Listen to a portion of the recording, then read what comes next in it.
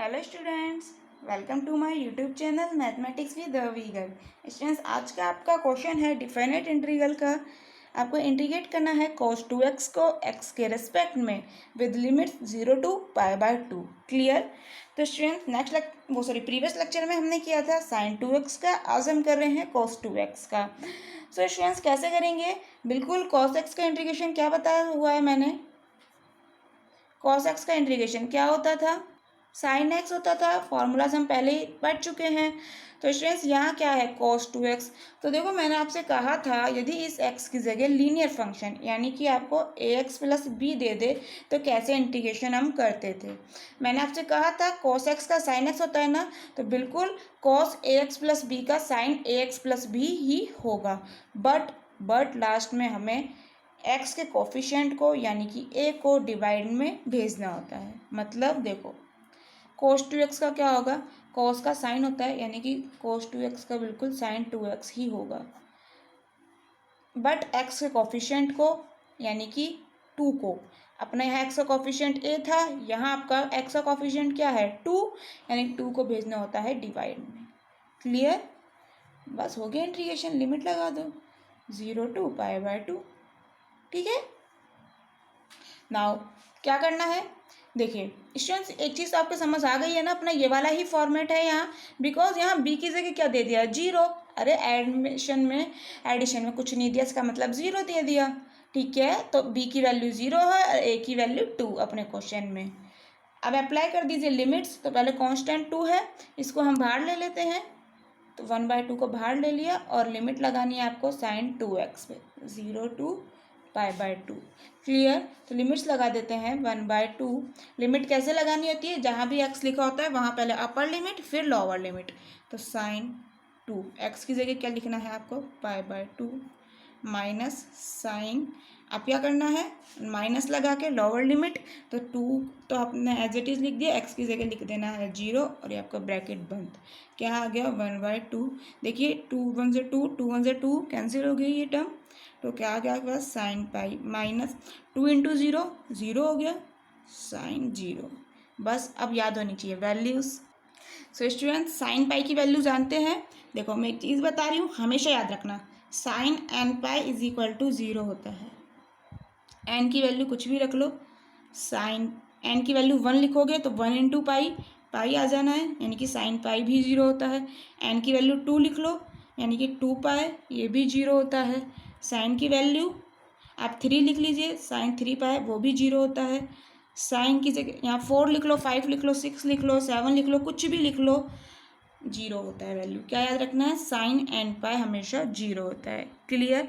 यहाँ आपका क्या है साइन पाई यानी कि n की जगह 1 लिखा हुआ है यानी कि वैल्यू 0।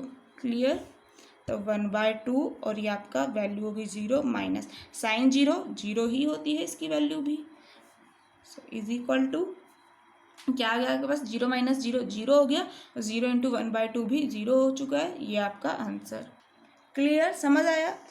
अब देखिए नेक्स्ट क्वेश्चन है स्टूडेंट्स e की पावर x को आपने इंटीग्रेट करना है। तो e की पावर x का इंटीग्रेशन तो हम सभी जानते हैं स्टूडेंट्स, क्या होता था याद है, e की पावर x ही तो होता था। मैंने आपसे कहा था e की पावर x सबसे अच्छा लगता है, क्यों?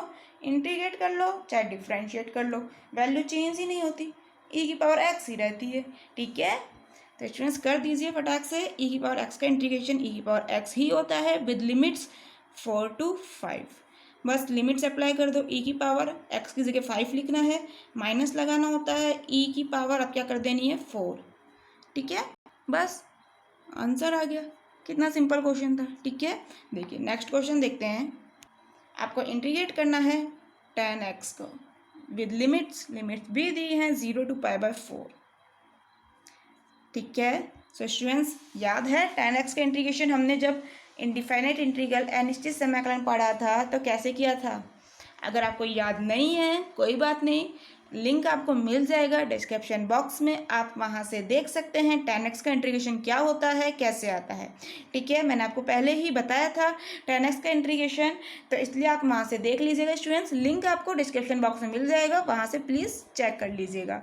तो स्टूडेंट्स आज मुझे याद है तो अपन डायरेक्ट यूज़ कर लेते हैं। tan x का इंटीग्रेशन होता था अपना log sec x। तो 10x का इंटीग्रेशन क्या हो गया आपका log sec x। Don't worry students, tension ना लीजिए, आपको मिल जाएगा डिस्क्रिप्शन बॉक्स में इसका लिंक। कैसे आता है ये 10x का इंटीग्रेशन log sec x भी होता है और माइनस लॉग cos x भी होता है। दोनों चीज़ आपको मिल जाएंगी डिस्क्रिप्शन बॉक्स में। कैसे आता है वहाँ से प्लीज़ देख लीजिएगा। तो देखो 10x का इंटीग्रेशन तो हमने कर दिया log sec x, लिमिट्स लगा देनी है 0 to π/4। एक चीज़ और, एग्जाम में डायरेक्ट लिख के नहीं आना है, सॉल्व करके आना है कि कैसे इंटीग्रेशन आपका log sec x आता है। अब कर दीजिए लिमिट अप्लाई, तो log sec x की जगह क्या लिखना है, पहले अपर लिमिट यानी कि π/4, फिर माइनस लगाते हैं और फिर लोअर लिमिट लगाते हैं यानी कि x की जगह 0 लिखना है। ठीक है, अब वही चीज़ ट्रिग्नोमेट्री की वैल्यूज़ याद है। sec π/4 की वैल्यू क्या होती है आपकी √2, sec π/4 आपकी वैल्यू √2 होती है, माइनस लॉग sec 0 की वैल्यू क्या होती है स्टूडेंट्स 1। ठीक है, नाउ लॉग √2 माइनस log 1 की वैल्यू 0 होती है, सो माइनस 0 लिखते जाइए students. log 1 is equal to 0 होता है। ठीक है, और यहाँ पर sec π/4 हमने यूज़ करा है, उसकी वैल्यू √2 होती है। एग्जाम में लिख कर आइएगा ये सब चीज़ें, ठीक है, नहीं तो मार्क्स सच में कई बार कट जाते हैं। अगर आप जितना अच्छे से एक्सप्रेस करोगे ना चीज़ों को, जितने अच्छे से दिखाओगे उसी अच्छे से आपको नंबर मिलते हैं। ठीक है, तो लिख कर आइए जो जो फॉर्मूलाज आप यूज़ कर रहे हैं। sec 0 की वैल्यू क्या होती है अपनी 1। ठीक है, तो आपका क्या आ गया log √2 आंसर। क्लियर, समझ आएगा। सो स्टूडेंट्स, मिलते हैं नेक्स्ट लेक्चर में कुछ और इंटीग्रल के एग्जाम्पल के साथ। अगर इस वाले लेक्चर में आपको कोई भी डाउट हो, कोई भी क्वेरी हो, कोई भी प्रॉब्लम हो किसी भी स्टेप में, तो कमेंट बॉक्स में पूछ सकते हैं। Thank you.